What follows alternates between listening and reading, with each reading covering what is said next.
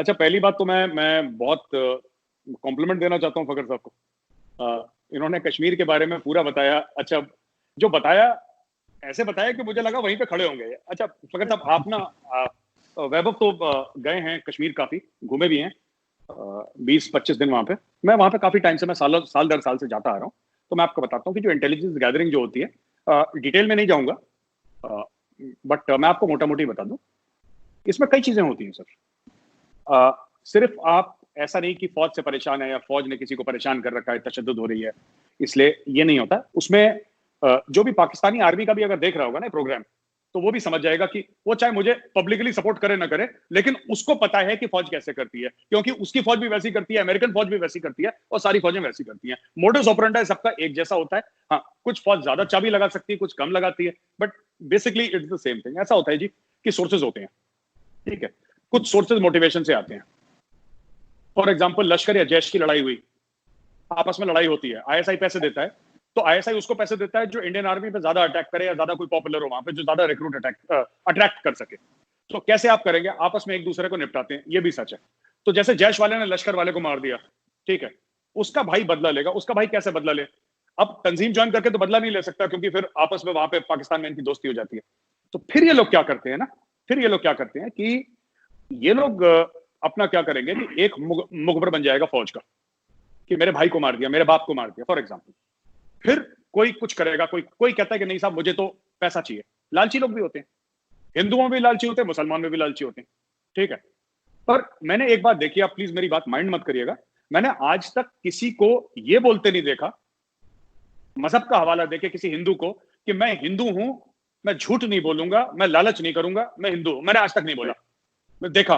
पर मैंने काफी मुसलमानों को देखा कि जी मैं 5 वक्त का नमाजी हूं, मैं झूठ नहीं वो झूठ ही बोल रहा है मेरे सामने बैठ के। तो मैं बोल रहा हूँ देखो, तो हाँ, तो तुम ऐसी चीजें मत बोला करो जिससे तुम्हारे मजहब का नाम खराब हो, क्योंकि जब मजहब का हवाला देते हो फिर 200% you have to be on the spot. फिर आप मजहब का हवाला वरना मत दो, ठीक है। बहरहाल, तो ऐसा होता है। देखिए, दूसरी चीज है जो वैभव ने बात बोली ना, मैं उससे थोड़ा सा ऐड कर दूं। एक तो मैं 100% वैभव की बात से अग्री भी करता हूं, और उसके आगे भी मैं कुछ जोड़ना चाहता हूं। देखिए, हमारे मुल्क में हथियार उठाने की कोई गुंजाइश नहीं है। आज की तारीख में ज्यादातर लोग मुझे जानते हैं, ठीक है। क्यों जानते हैं, क्यों पसंद करते हैं, क्यों फॉलो करते हैं? क्योंकि मैं भारत की बात करता हूं। जिस दिन, अगर भगवान ना करे, 100 बार कह रहा हूं, भगवान ना करे, कान पकड़ के, अगर मैंने अपने मुल्क के खिलाफ हथियार उठा लिया तो मेरा बाप मुझे खुद गोली मार देगा। हमारे हिंदुस्तान में कोई स्कोप नहीं है, मुल्क के साथ गद्दारी का कोई स्कोप नहीं है, कोई स्कोप नहीं है। आप इसको सुनिए, नहीं, आप प्रोटेस्ट कर सकते हैं। मैंने प्रोटेस्ट करा था 2016 में, Narendra Modi was the prime minister of India, ठीक है। मैंने प्रोटेस्ट करा था ओआरओपी, हमारा 1 रैंक 1 पेंशन हुआ था, मैंने बताया भी था आपको पिछली बार। मैंने खुद प्रोटेस्ट करा जंतर मंतर में बैठ के, पीसफुल प्रोटेस्ट करा। इंडियन आर्मी वेटरन्स ने पीसफुल प्रोटेस्ट, हमने कुछ नहीं बोला। हमने बोला हमारा हक है, हम हक की लड़ाई है हमारी, चुपचाप बैठे रहे, मोमबत्ती जलाई, हमने प्रोटेस्ट करा वहां पे, हमने किसी को परेशान नहीं करा। पर जिस दिन, एक बात मैं आपको एक और बता दूं, शायद आपको पता नहीं होगा, 130 करोड़ लोग हैं। कश्मीरी कितने हैं? कश्मीर वैली के कितने हैं? 70 लाख, 80 लाख, कुछ भी नहीं है वो। They are not even 1%, they are less than 1%। आपको क्या लगता है कि लेस देन 1% दुखी हैं, बाकी सब खुश हैं? आपको क्या लगता है कि तमिलनाडु में ज्यादती नहीं हो रही? आपको नहीं, बिहार में, यूपी में ज्यादती नहीं हो रही? आपको क्या, मैं यूपी में रह रहा हूं इस वक्त, मैं, ये वैभव भी यूपी से ही है लाइव, क्या बनारस में या नोएडा में या दिल्ली में ज्यादती नहीं हो रही लोगों के साथ? क्यों नहीं हो रही? हर जगह जाती है, इतने सारे लोग हैं, गरीब के साथ तो हर जगह जाती होती है। पर आपने कभी देखा है तमिलनाडु में किसी बंदे ने AK-47 उठा ली, या यूपी में किसी ने RDX फाड़ दिया? ऐसा नहीं होता। आप देखें, दोनों सुनिए, फर्क भी है, और दोनों के स्टेटस फर्क भी है, उत्तर प्रदेश के और कश्मीर के स्टेटस में फर्क तो है। सर आपको एक बात बताऊं फकर साहब, जितने आप कहते हैं ना कश्मीर में बनते हैं, जितने बंदे कश्मीर में मरते हैं उससे ज्यादा वेस्ट बंगाल में मरते हैं। और आप लोगों को पता नहीं, क्योंकि जैसे मैंने पिछली बार बोला था, देखिए पाकिस्तान में पढ़ाई लिखाई का ना रिवाज खत्म हो गया। हमें पता है फाटा में क्या हो रहा है, हमें पता है कराची में जो इलेक्शन हुए हैं काउंसिलर के, उसमें क्या हो रहा है, हमें पता है लाहौर में क्या हो रहा है, हमें पता है आपकी मेट्रो का जो ऑरेंज लाइन प्रोजेक्ट है या कोई भी प्रोजेक्ट है, जंगला आप जिसको बोलते हैं बस का, वो क्या चल रहा है। इसको नजर रखना बोलते हैं।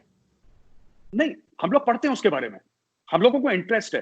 तो हम जब पाकिस्तान के बारे में बात करते हैं, we do a lot of research. हमारे थिंक टैंक्स हैं इंडिया में, और वो फौजियों के थिंक टैंक्स नहीं है। हमारे जो सबसे सक्सेसफुल थिंक टैंक्स है उसमें सिविलियंस बैठे हैं, हमारे प्रोफेसर्स बैठे हैं, हमारे PhDs बैठे हैं, 30 साल से उन्होंने कुछ नहीं करा। वो कह रहा है कि साहब जब इंटरनेट नहीं था साहब, तब वो डॉन न्यूज़पेपर और द न्यूज पोस्ट में आता था, वो तब से पढ़ते थे स्क्रैप काट काट के। हम तो, मैं आपको ये बता रहा हूं ना, इतना सिंपल नहीं है। आप कभी देखिए, सुनिए, आपके जहां पर किसने हथियार उठा लिया है, लोग कहते हैं पाकिस्तानी, कहते हैं नागालैंड का मसला ही अलग है, वो अलग मसला है। नागालैंड हिंदुस्तान से थोड़ा ना अलग होना चाहता है। जो नक्सली हैं, जो रेड कॉरिडोर में जो खून खराबा कर रहे हैं, उनका मसला अलग है। उनका इंडिया का मसला नहीं है, उनका मसला नेचुरल रिसोर्सेज का मसला है। तो हर चीज को कंफ्यूज ना करें यार। और हिंदुस्तान, देखिए मेजर साहब, इस तरह के मसाइल पाकिस्तान में भी लोगों के हो सकते हैं, ये नहीं है कि सिर्फ हिंदुस्तान में हो सकते हैं। आप कह रहे हैं कि बंगाल में सबसे ज्यादा लोग मरते हैं या मारे जाते हैं, हो सकता है, मैं ये नहीं कहता हमारे सबसे ज्यादा नहीं, मैं कह रहा हूं कश्मीर से ज्यादा, सबसे ज्यादा नहीं कह रहा जी।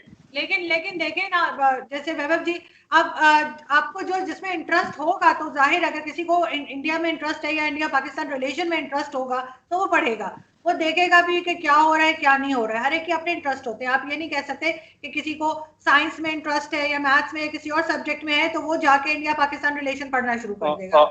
आरजू जी, एक चीज बोलूं बिफोर वैभव आंसर्स। वैभव के आंसर करने से पहले एक चीज मैं बीच में बोलना चाहूंगा with your permission. Sure ma'am, जब हम आर्मी में ब्रीफिंग देते हैं ना सीनियर ऑफिसर के सामने, इंडियन आर्मी में, and I am sure Pakistani army में भी ऐसी होगा, अगर कोई पाकिस्तानी अफसर देख रहा है तो बता सकता है, मैं उनके यहाँ होता है कि नहीं होता मुझे नहीं पता, हमारे यहाँ ऐसा होता है। तो पहली चीज हम ब्रीफिंग में देते हैं, first thing in our briefing is called खबर दुश्मन की। खबर दुश्मन की, उसके बाद बोलते हैं हम खबर अपनी, इंफॉर्मेशन। आपको जब तक पाकिस्तान के बारे में नहीं पता होगा, आपके शादियों में गाने कौन से बजते हैं, आपकी मेहंदी की रस्म कैसी होती है, आपके वलीमे में क्या आपके कल्चर है, आप लोग नमाज किस तरीके से पढ़ते हैं, ठीक है ना। मैं सिर्फ नहीं कि फौज का आपका 5 कोर कराची में और आपका 10 कोर कहीं पे, वो तो एक 0.1% है। आपके इलेक्शन में आपके पीपीपी और नून लीग के बीच में लड़ाई का मसला क्या है।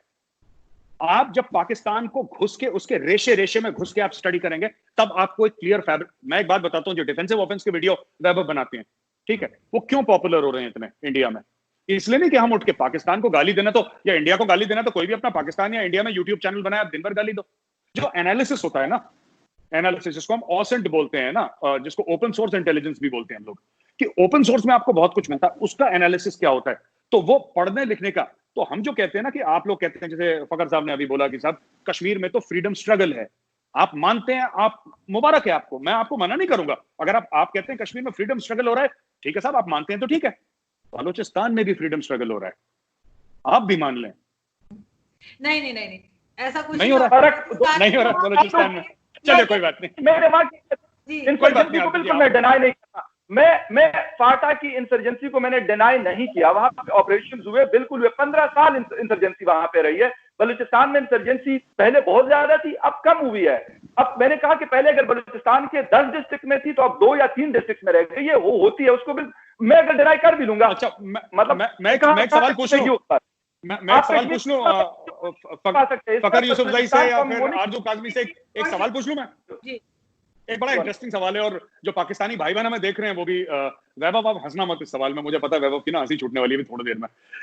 आपके कितने पाकिस्तानी रिटायर्ड जनरल हैं जो कि लंदन में, दुबई में, ब्रसल्स में, न्यूयॉर्क में कंसल्टेंसीज के लिए काम करते हैं, 20-20, 25-25 लाख रुपए, 15-15 लाख रुपए पर मंथ की सैलरी पे, मतलब आप उनको डॉलर में कन्वर्ट कर सकते हैं, पाउंड्स में, दिरहम में। और वो कंसल्टेंसीज कौन कौन सी इंडियन कॉर्पोरेट हाउसेस की हैं?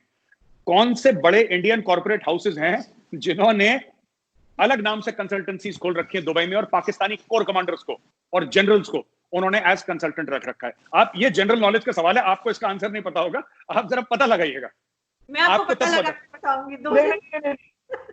दुबई में 2 जनरल्स हैं, दुबई में 2 जनरल्स हैं, दुबई में 2 जनरल्स हैं, एक की मूंछ नहीं है, एक की मूंछ है, एक की मूंछ ऐसी नीची है, एक की मूंछ नहीं है, 2 जनरल्स हैं। वो जनरल साहब से कहना, साहब आप जब बुर्ज खलीफा से गुजरते हैं, सामने से लेफ्ट हैंड साइड पे आपका बुर्ज पड़ता है, जब आप जाते हैं साहब, आप कंसल्टेंसी के लिए जाते हैं, हफ्ते में 2 बार जाते हैं आप सब, तो कंसल्टेंसी उसने की है किसकी? वो किसकी है? वो उनको जो 20 लाख रुपए मिलते हैं महीने के, कौन देता है? वो